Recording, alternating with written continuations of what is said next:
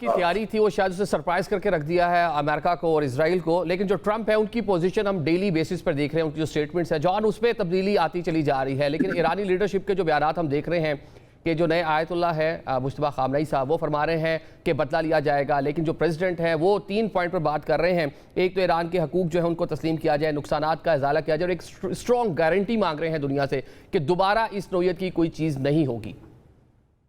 देखें इसमें I think ये इम्प्लाइड और एक्सप्लिसिट दोनों जॉन जी आई थिंक ये इम्प्लाइड और एक्सप्लिसिट दोनों तरीके से बता दिया है। आयतुल्लाह मुश्तबा खामनाई का जो बयान आया, फॉर एग्जांपल उन्होंने रेपरेशंस की भी बात की और बोला कि हम जो लॉस हुआ है वो हम रिकवर करेंगे, या तो आपके एसेट से करेंगे या तो हम जो है वो आपके खसारे में इस चीज को डाल के उसको रिकवर करेंगे।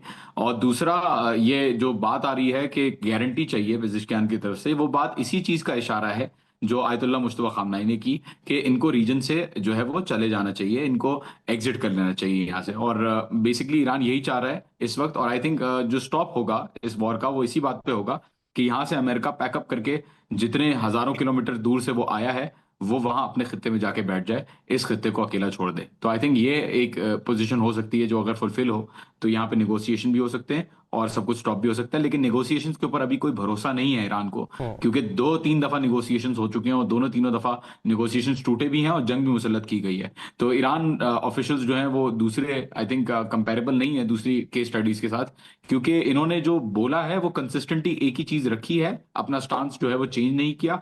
जबकि ट्रंप का स्टांस जो है वो दिन भर हमें हर घंटा भी चेंज होता हुआ नजर आ सकता है। फ्यूचर में भी हम देख सकते हैं कि आ सकता है, और पास्ट में भी ऐसा हो चुका है। ठीक है, लेकिन जॉर्ज जिस तरह ईरान जो है उसकी डिज़ायर है, जो उसकी ख्वाहिश है कि अमेरिका की 19-20 जो बेसिस हैं अमेरिकन यहाँ से चले जाए, क्या ये मतलब मुमकिन हो पाएगा? मिडल ईस्ट को बड़े अच्छे से देखते हैं, कवर करते हैं, क्या मुमकिन हो पाएगा कि अमेरिकन इस बात पर आ जाए कि जो उनकी बेसिस है यहाँ से चले जाए? देखिए, ईरान को ये जंग जीतनी नहीं है ये काम करने के लिए, ईरान को ये जंग सिर्फ सरवाइव करनी है ये काम करने के लिए, क्योंकि कंसिस्टेंट लॉसेस ईरान दे सकता है विद इट्स कैपेबिलिटीज। वेदर और नॉट ट्रम्प से तबाह कर दिया, जो भी खत्म कर दिया। हम तो देख रहे हैं कि मिसाइलें जा रही हैं, आपके सामने भी, मीडिया के सामने है, और बड़े खतरनाक हमले किए हैं ईरान ने। हूतीज अभी तक इन्वॉल्व नहीं हुए हैं, इराक के अंदर जो मिलिशियाज हैं वो ऑपरेट कर रही हैं। हिजबुल्लाह जो है, जिसको समझा जा रहा था कि वो खत्म हो चुकी है, वो भी बड़ी शिद्दत के साथ इसराइल के ऊपर अटैक कर रही है। So it's a question of के कौन पहले झुकता है या कौन पहले जो है वो अपने आर्म्स ले डाउन करता है। जो कैपेसिटीज हैं वो जाहिर सी बात है, थैड 4 थैड के सिस्टम्स जो इन्होंने डैमेज किए और रेडार्स जो उड़ाए, 10 एडवांस रेडार्स उसके अलावा उड़ा चुके हैं, और आयरन डोम को कमजोर कर दिया है। वो वार्निंग सिस्टम जो है वो काम नहीं करता मिसाइल्स के पहुंचने में, और इसलिए हम देख रहे हैं कि ईरान की किसी हद तक बहुत ओपन फील्ड ईरान को मिल चुकी है अटैक करने में। और उसके अलावा जो मिडल ईस्ट के ममालिक हैं उनके अंदर जो एसेट्स बैठे हुए हैं अमेरिका के, और जो बेसिस हैं वो बहुत ज्यादा वल्नरेबल पोजीशन में है, क्योंकि ऑलरेडी इंटरसेप्शन का सिर्फ इकोनॉमिक एक कॉस्ट नहीं है जो ईरान ने इम्पोज कर दिया, बल्कि उसकी प्रोडक्शन कैपेसिटी भी लिमिटेड है।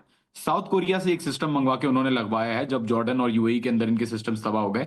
तो आई डोंट थिंक कि यूएस ना इकोनॉमिक कॉस्ट बर्दाश्त कर सकता है ऑयल और एनर्जी इंफ्रास्ट्रक्चर की, ना इंटरसेप्टर्स की और मिलिट्री एसेट्स की कॉस्ट जो है वो बर्दाश्त कर सकता है, ना अपने सोल्जर्स की कॉस्ट बर्दाश्त कर सकता है, और ना लॉन्ग टर्म में जो रिप्रिकॉशंस ओवरऑल आने हैं उनकी आवाम के अंदर और क्रेडिबिलिटी के ऊपर, ना उस चीज को बर्दाश्त कर सकता है। मिड टर्म इलेक्शंस भी आ रहे हैं, तो I think Iran can extend this war. Iran की इकोनॉमी तो बिल्कुल सही चल रही है। तोमान या रियाल 166 यानी 16 लाख जो हम कहते हैं लैंग्वेज में, यहाँ 166 कहा जाता है, 166 से ये 145, 144, 143 तक ड्रॉप हुआ है। इन्फ्लेशन भी रुक गई है, और जैसा कि मैंने पहले कहा कि इकोनॉमी में ये तेल भी बेच रहे हैं, प्री वॉर लेवल से ज्यादा बेच रहे हैं। जो इंपोर्ट की नीड्स हैं वो चाइना से फुलफिल कर रहे हैं। तो आई डोंट थिंक इनके ऊपर कोई भी रिस्ट्रिक्शन है इस वॉर को आगे लंबा खींचने से जो रोक सके इनको।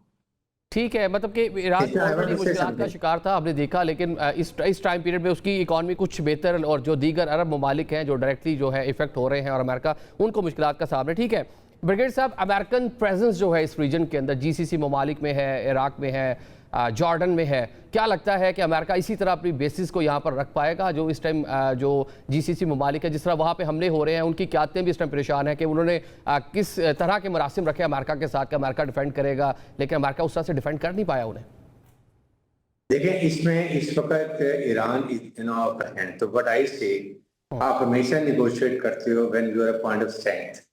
अगर इस वक्त G7 के ममालिक भी अमेरिका पर जोर देते हैं, इवन क्वाइटली इसराइल भी कहते हैं कि उसका बहुत नुकसान हो चुका है कि हम सीजफायर पे जाते हैं, this is the time Iran should work out very strong term references. उसमें ही कैन पुट 8 8 9 पॉइंट डाल लें। दिस शुड ऑल्सो पॉइंट के यहाँ से ये मिडिल ईस्ट से Iran America will quit from here. Number 2 के आइंदा के लिए कभी गारंटी यूरोपियन यूनियन की हो या G7 की हो या जिस रशिया की हो या चाइना की हो कि जी ना Iran and Israel and America will never look toward Iran, ये भी बिल्कुल ठीक है। एंड इस पर यूरेनियम की बात ठीक है, अगर ईरान इज नॉट इंटरेस्टेड कहीं हम वो ठीक है, वी एग्री। हमने पहले किया था कि अब will go for zero respect of uranium, और उसके लिए IAEA भी आ जाए या अमेरिकन आके चेक कर लें। If it is done then next condition should be कि आप तमाम सैंक्शन जो हैं ईरान के ऊपर अननेसेसरी लगाई इतने से आप वो लिफ्ट करेंगे। नंबर 3, इसके बाद आप ये बात कर सकते हैं कि ठीक है जी, इसके बाद कोई और ये हमारे पर खतरा नहीं होगी, अटैक नहीं होगा। इस तरह की जो डुएबल है आप ये चीजें करें ताकि एक वो बात हो जो अमेरिका को भी कहीं थोड़ी सी सेफ मिले। सुपर पावर है, अगर नहीं होगी तो वो देखें ठीक है ईरान ने बहुत अच्छा कर रहे हैं, they are doing really show कर रहे हैं, बट आपके अवाम को और हमें नुकसान पहुंचाने की क्या जरूरत है अगर हमारी टाउन से अमेरिकन और इसराइली G7 ममालिक कहते हैं वो आपको एक किसी पर एक अच्छा सेट एग्जिट देते हैं, अच्छी स्ट्रैटेजी में ले आते हैं। फिर इन चीजों पे हम तैयार होते हैं, सैंक्शन तो लिफ्ट हो जाएंगी, ईरान भी अमेरिका का भी दोबारा अटैक नहीं करेगा, मिसाइल की तरफ कभी नहीं देखेगा, इसराइल नहीं करेगा, सो बट अगर वो नहीं जाना चाहता वहां से मिडिल ईस्ट से, let me tell you middle east countries को खुद निकालेंगे। सबसे बड़ा पता है उन्होंने क्या करना है, जितना यह नुकसान पहले $1 ट्रिलियन के ये सारे इन ममालिक ने खुद खर्च किया है और अमेरिका इनका खर्च करवा के सारा इंस्टॉल किया सिस्टम, अब उनका सारा डैमेज हो गया है। अब अमेरिकन ने कहना कि जी अब आप हम दोबारा पूरा खर्च दें, हम दोबारा इंस्टॉल करेंगे, तो they have lost confidence in America या Arab countries, they might go to Russia और चाइना और इवन फॉर अदर अपनी इस्लामिक कंट्री की तरफ। इसके वो कहेंगे नहीं जी आप हमें आपकी जरूरत नहीं है, thank you very much, you have betrayed us, आपने हमें यहाँ मौके पे छोड़ दिया, you went only protection of Israel, इससे अब हमें आपकी जरूरत ही नहीं है, लेट देम से, और बाकी आप अपनी सैंक्शन उठवा लें, गारंटी ले लें and then go for ceasefire, बजाय इसके और आपके अवाम को खुदा न खास्ता हो। मतलब आप ये बता रहे हैं कि इस टाइम अमेरिका को इसराइल को एक फेस सेविंग चाहिए होगी यहाँ से निकलने के लिए, और वो फेस सेविंग उनको फेस सेविंग मिलेगी, और ईरानी कौम को जो कह लें कि एक तवील अरसे से सेंक्शंस हैं, जो डिफरेंट नोई की पाबंदियाँ हैं, उसका मतलब खात्मा उन्हें मिलेगा। जॉन साहब ये बताएं कि जो स्टेटमेंट आई मुश्तबा खामनई साहब की, उसके बारे में अमेरिकन जो प्रोपेगेंडा कर रहे हैं कि वो खासा इंजर्ड हैं, इस पोजीशन में नहीं थे कि वीडियो पे आ सकते, तो इसलिए उनकी जब से एक तहरीरी स्टेटमेंट आई जिसको रीड करके जो है टीवी चैनल्स पर नशर किया गया।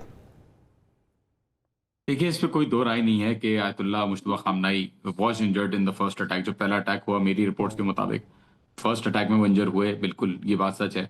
और मजलिस खुबरगान जो असेंबली ऑफ एक्सपर्ट्स है, उन्होंने उनके बगैर, उनके कोई राय लिए बगैर ही उनको इलेक्ट किया, जबकि आयतुल्लाह खामनई की विल भी थी कि आयतुल्लाह मुश्तबा खामनई को ना लगाया जाए आगे।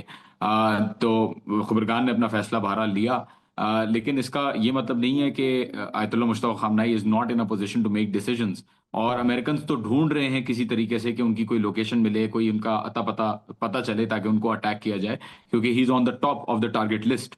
बहरहाल ये गलती वो दोबारा भी कर सकते हैं। कोई trust as I said earlier, Iran कोई ट्रस्ट जो है वो नहीं कर रहा। ब्रिगेडियर साहब ने बहुत अच्छी बात की कि अरब ममालिक खुद से ही निकालेंगे इन बेसिस को, और आई थिंक मुश्तबा खामनई साहब का जो स्टेटमेंट है वो इसके साथ एको करता है और इसके साथ जो है वो पैरेलल चलता है। एंड आई थिंक यही स्ट्रैटेजी ईरान की रहेगी जो ब्रिगेडियर साहब ने अभी बताई। और लेकिन निकाले बगैर अमेरिका को कोई गारंटी नहीं है कि अगली दफा अटैक नहीं होगा। जब तक अमेरिका इस रीजन के अंदर है, ईरान को कोई गारंटी नहीं है कि इजराइल दोबारा से ये हरकत नहीं करेगा और अमेरिका दोबारा से नहीं करेगा। आपने देखा कि पहले भी जंग से पहले रोकने की कोशिश की, सारी मिडिल ईस्टर्न कंट्रीज ने, सबने, जो साउथ एशिया की कंट्रीज हैं उन सब ने बोला कि भाई अटैक नहीं करो, बहुत बड़ा नुकसान होगा, फिर भी अमेरिका ने अटैक किया। तो कल को क्या भरोसा है कि अमेरिका किसी की भी बात सुनेगा, let it be the G7 countries और एनी अदर कंट्रीज। तो ईरान को सिर्फ ये कंसर्न है कि यहां से निकलेंगे तो ही ये काम हो सकता है। ब्रिगेडियर साहब ने बिल्कुल सही कहा कि ये वक्त शायद मिडिल ईस्टर्न कंट्रीज ही खुद अमेरिका को मजबूर करें निकलने पे।